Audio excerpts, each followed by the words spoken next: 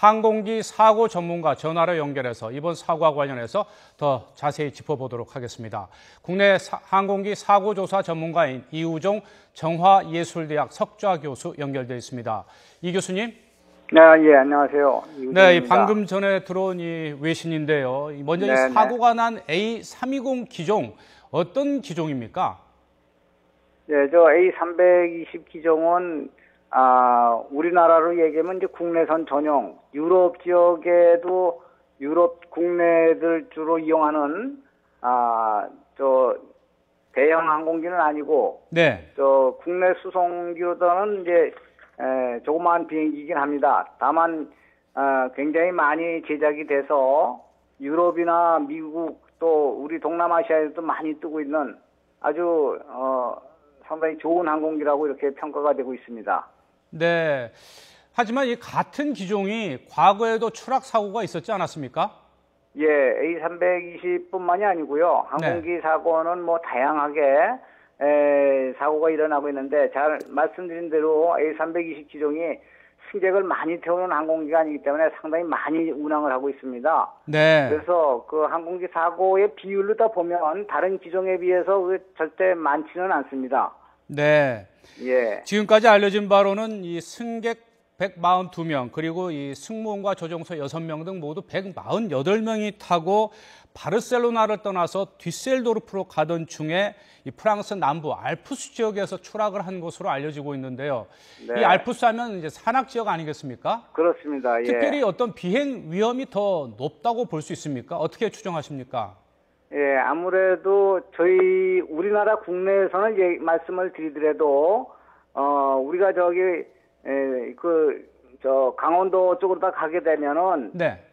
이제 소백 산맥을 넘어가야 되기 때문에 그 약간의 위험이 있는 것처럼 그 알프스 산맥을 넘어가는 것이 아무래도 다른 데에 비해서는 사고 위험성이 있지만은, 네. 그러나 잘 아시는 대로 유럽은 아주 거미줄처럼 항로가 구성이 되어 있습니다. 항로는 네.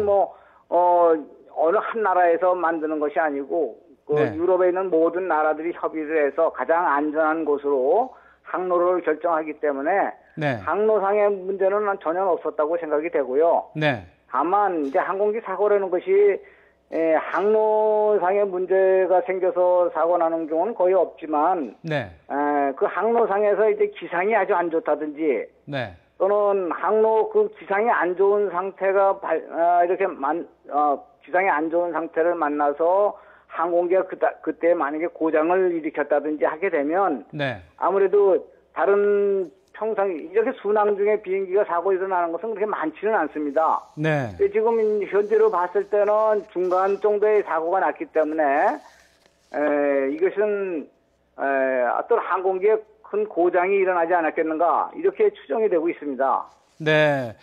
이 올랑드 대통령도 이제 긴급 이 기자회견을 열어서 네. 생존자가 없을 것이다, 이렇게 지금 밝히고 있는데요. 네. 이건 어떤 의미로 받아들여야 됩니까?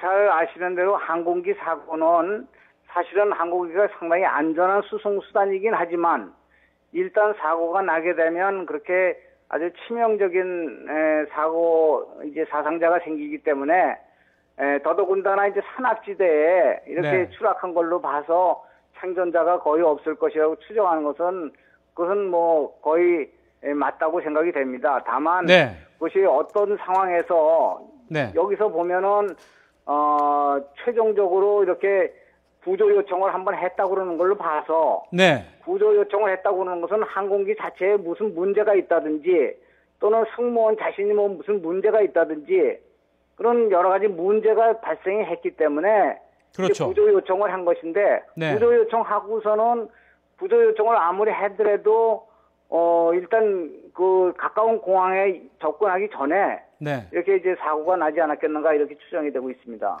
네, 프랑스 남부 알프스 지역 해발 2,000m 이 고도 지역에서 추락한 것으로 알려지고 있고요. 방금 이 교수님이 말씀해 주셨듯이 이 조종사가 추락 직전에 조난 신호를 보냈다고 하는데요. 구조 요청이죠.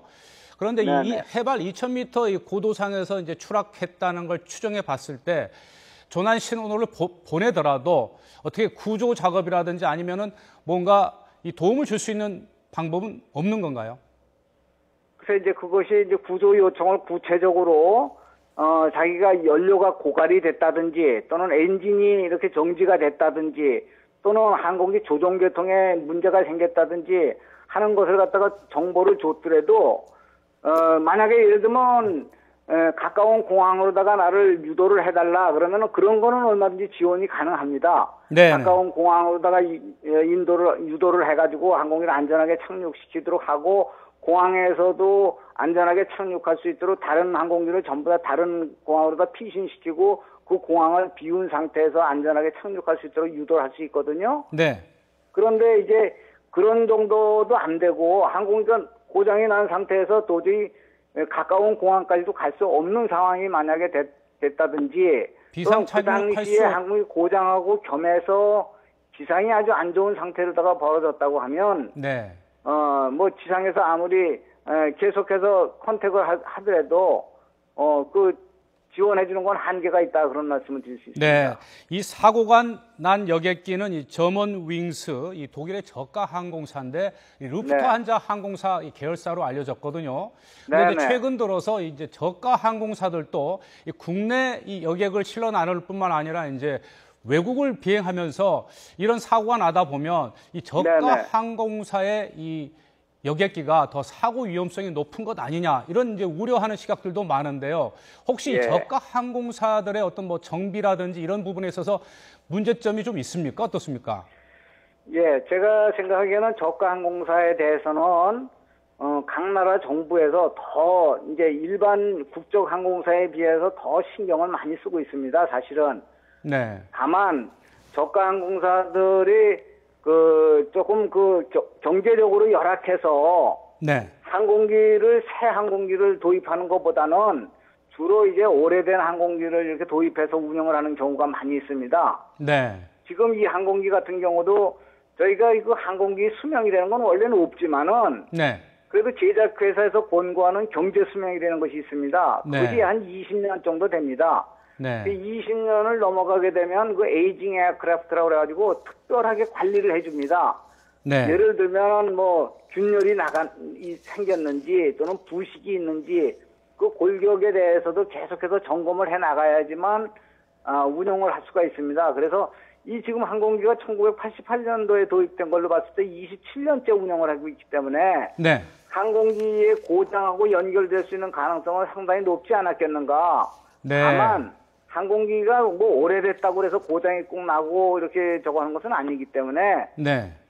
또 잘 아시는 대로 전 세계에서 독일의 루프트한사 또 루프트한사에서 자회사인 절만 윙스 이런 로코스트 캐리어라고 하더라도 네. 독일 사람들은 그 규정 준수란다든가 그 품질 관리 유지에 아주 최고 수준이라고 이렇게 평가를 하고 있습니다. 네. 그런 걸로 봤을 때에 저가 항공사라고 그래서 문제가 있는 것은 아니라고 보는데 다만 저가 항공사들이 제일 큰 문제는 뭐냐면 항공기가 아주 오래됐다는 것, 또 저가 항공사 운영한 경험이 그렇게 기존의 항공사들보다 많지가 않기 때문에 네. 그런 똑같은 비율로다가 비례적으로 보게 되면은 기존의 항공사보다는 조금 열악한 수준인 것은 틀림이 없습니다. 다만 그렇더라도 항공기는 안전을 최우선으로 하기 때문에 각 나라 정부에서도 로우코스트 캐리어에 대해서는 아주 철저하게 관리를 하고 있는 것입니다. 네. 네, 지금까지 이 148명이 이제 전원 사망한 것으로 알려지고 있는데 가장 이제 관심 사항은 우리 한국인 승객이 탑승했는지 여부인데요. 아직까지 이 부분에 대해서 이제 확인이 되지 않고 있습니다. 또 추가로 이 소식이 들어오는 대로 다시 알려드리겠고요. 또 저희들이 전화 연결하게 되면 다시 또 연결을 해보도록 하겠습니다. 오늘 말씀 고맙습니다. 네, 안녕히 계십시오.